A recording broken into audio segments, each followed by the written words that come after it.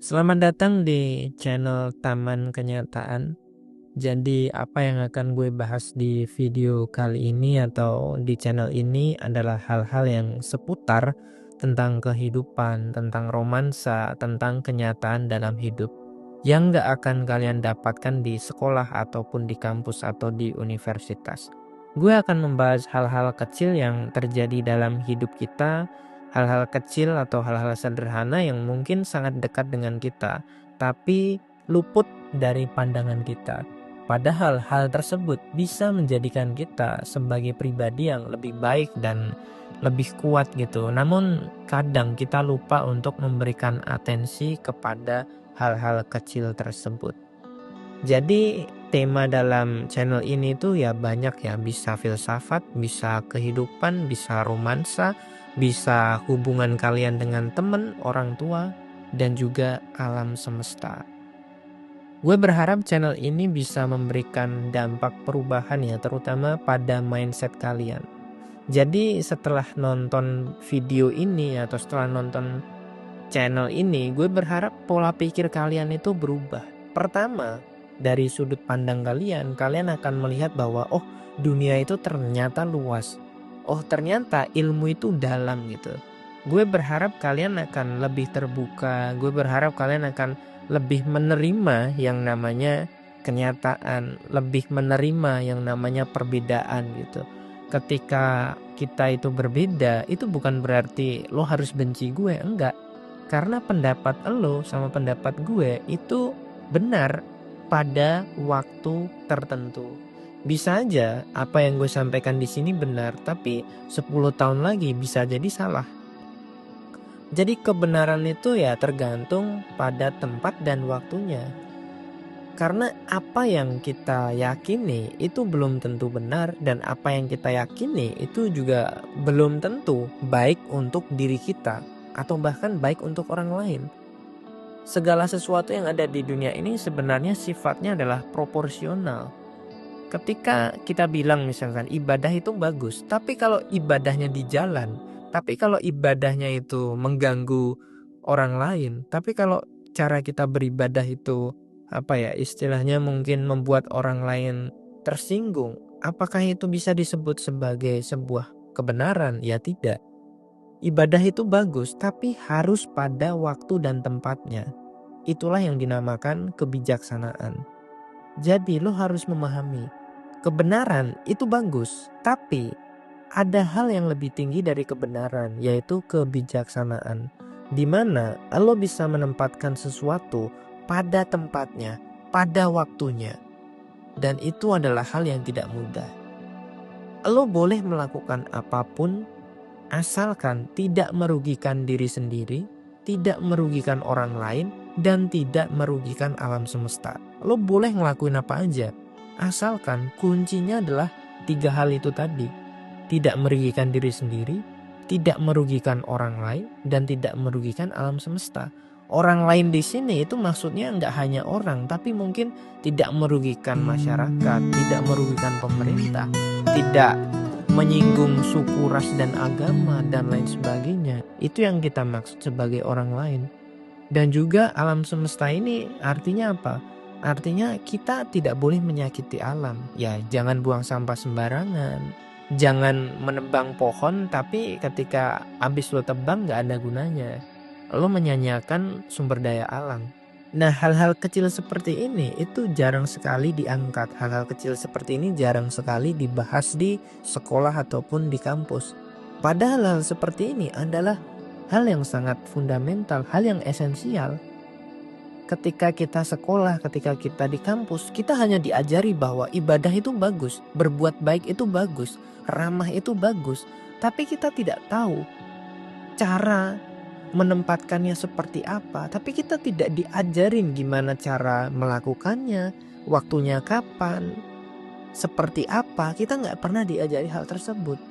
Selama ini gue yakin lo itu udah banyak beribadah, lo sudah menjadi orang baik, lo sudah menjadi masyarakat yang tidak istilahnya tidak mengganggu orang lain. Tapi kenapa lo masih miskin? Tapi kenapa hidup lo itu masih saja berputar-putar pada hal-hal yang sulit? masih saja lo itu pasti kena masalah. Padahal lo itu selalu lama, selalu baik, selalu berbuat ya hal-hal yang baik lah. Tapi fakta dan kenyataan, bahkan realita di hidup lo itu tidak sesuai dengan apa yang lo yakini. Nah, disitulah ada yang namanya pertentangan hati. Lo meyakini sesuatu ini bakal bagus, tapi kenyataannya tidak begitu. Semakin lama lo meyakini sesuatu, semakin lama lo mempercayai sesuatu, padahal faktanya adalah sebaliknya. Disitulah hati kecil lo merasa sangat terluka. Dan disitulah lo akan menarik hal-hal yang menyulitkan hidup lo. Kenapa bisa seperti itu? Karena apa yang lo yakini dan realitanya atau kenyataannya di dunia nyata itu bertentangan. Sehingga alam semesta itu lebih ngasih lo hal-hal yang bisa lo tarik. Apa itu? Lo menarik hal-hal yang sulit. Kenapa? Karena ada pertentangan antara hati dan juga keyakinan lo sendiri. Yang menang siapa? Yang menang itu pasti adalah hati. Ketika hati lo terluka, ketika diri lo sendiri lo sakitin, maka dialah yang akan lebih kuat menarik hal-hal yang serupa. Makanya banyak orang itu bilang jadilah diri sendiri. Jadilah diri sendiri artinya lo itu harus sinkron antara kepala dan hati lo itu harus sinkron.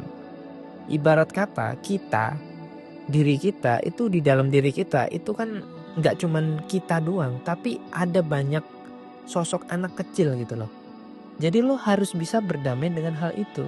Kalau misalkan lo meyakini bahwa sesuatu hal ini bagus, tapi hati lo itu gak meyakini itu bagus, maka akan ada pertentangan. Ketika ada pertentangan ini, yang menang adalah hati kecil lo.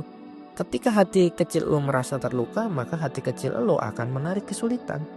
Tapi ketika lo berpikir wah ini bagus, dan hati kecil lo itu mengamini, dia juga bilang iya ini bagus, maka hati kecil lo dan lo bersatu dan menarik hal-hal yang baik. Sehingga kehidupan lo lebih lancar, lebih sukses, lebih mudah untuk menarik rezeki. Jadi itulah salah satu cara untuk menarik rezeki. Dan rezeki itu sesuai dengan levelnya. Kalau lo berasal dari orang miskin, maka ketika hati dan kepala lo sudah sinkron, ya lo akan menarik rezeki lebih tinggi sedikit daripada orang miskin di sekitar lo. Jangan lo berpikir ketika hati dan kepala lo semuanya sudah sinkron, lo berasal dari orang miskin tiba-tiba lo dapat rezeki banyak. Ya nggak kayak gitu bro. Hidup ini tetap ada yang namanya proporsional. Ketika lo miskin dan lo mencoba merubah mindset lo, maka lo akan dipermudah rezekinya. Tapi ketika lo sudah berasal dari orang kaya, lo memperbaiki mindset, otak dan kepala lo sudah sinkron, maka rezeki lo bisa mengalir lebih banyak, lebih deras. Kenapa? Ya karena orang kaya sudah punya modal, sudah punya koneksi yang banyak, usahanya mungkin sudah banyak, tinggal kita evaluasi aja apa yang salah, strategi apa yang kurang gitu. Nah, kita akan membahas hal tersebut itu lebih detail di video-video yang selanjutnya. Semoga dari satu video ini kalian sudah bisa mengerti apa maksud dari channel ini dibuat. Pertama, gue akan merubah mindset kalian gitu. Gue akan merubah 180 derajat mindset kalian. Tapi kalian juga harus tetap menghargai orang lain. Ketika ada perbedaan pendapat, itu adalah hal yang biasa. Bukan berarti lo tuh harus membenci orang lain gitu loh. Ketika ada orang yang mungkin gak suka timnas, ya lo gak usah membenci orang tersebut. Ya udah biarin aja. Mungkin orang tersebut belum sadar, mungkin orang tersebut memang waktunya seperti itu. Tapi bagi kita pecinta timnas, ya udah kita mendukung aja, kalah menang tetap didukung. Kita nggak usah ngurusin orang lain yang nggak suka timnas. Kita fokus aja untuk mendukung timnas hari ini. Misalnya itu adalah sebuah contoh. Nah, ke depan gue akan membongkar banyak hal yang sebenarnya tidak relevan dan membuat hati kalian itu sakit. Ketika hati kalian itu sakit, akan membuat luka batin, dan luka batin itu akan menghantui kalian sampai kalian meninggal dunia.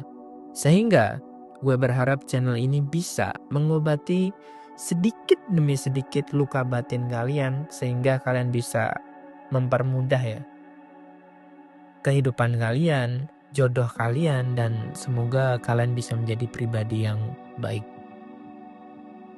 Terima kasih dan sampai jumpa di video yang selanjutnya.